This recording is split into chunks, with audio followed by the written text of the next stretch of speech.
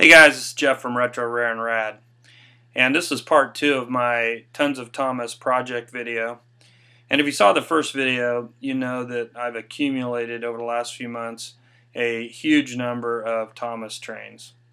And I've been selling quite a few items on eBay, but I had so much inventory that I wanted to try a little bit different approach to try to move my items.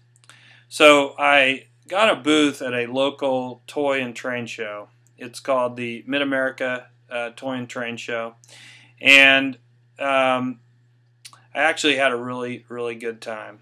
So I wanted to share with you my some video from the event and let you know kind of what I learned from the experience. So here goes, enjoy.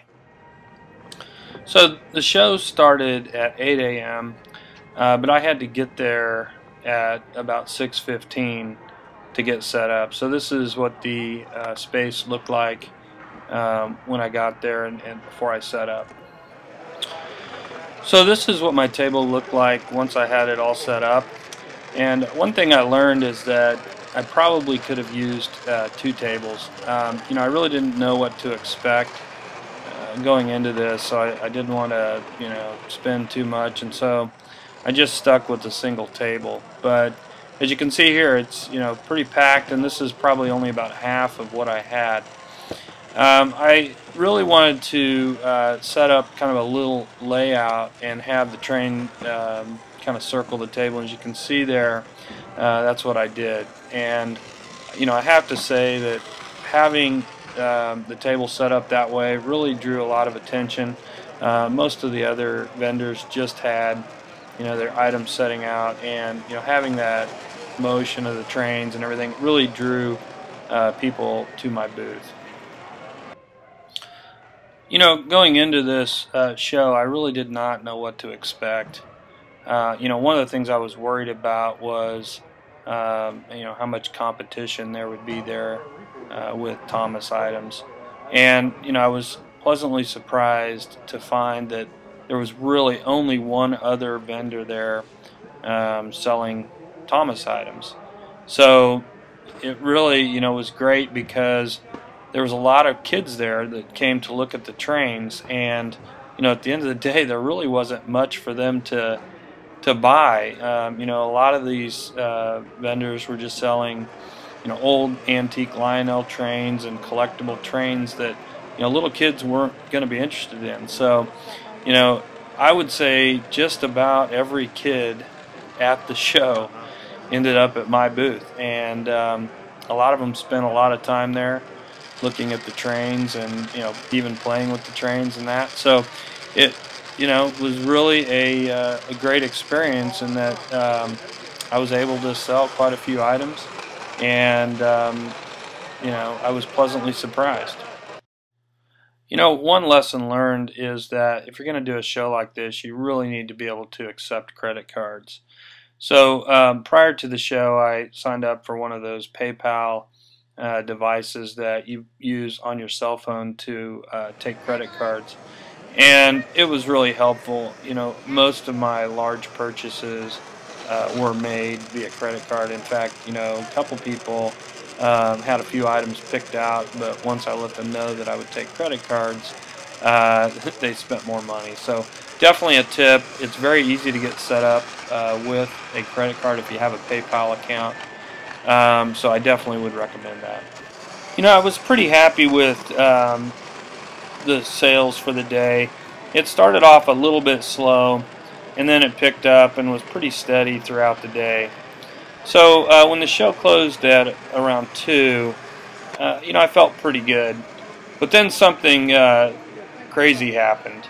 A lady came up to my booth, and I was starting to pack things up, and she said, hold on, I want to see all of your wooden Thomas items. So I pulled everything out, and she ended up buying just about everything I had. In fact, I even had to go out to my car. I had a Thomas sawmill set that I didn't even unload out of my car, and she bought that too. So that really kind of turned the tide for me, and really helped me end the day on a very high note. You know, it was a lot of work to get ready for this show. I had to get everything organized, do my research, get things priced. But, you know, it really forced me to do all of that. And so now even the items that I didn't sell at the show, they're ready to be listed on eBay, or I can take them to the next show. And, you know, I only paid $30 for the booth. I didn't have to pay eBay fees. I didn't have to ship anything. So it really worked out well, and you know, was worth the work that I had to put into it. You know, the other great thing about the show was just seeing the kids' faces when they saw Thomas. You know, a lot of kids rushed the table.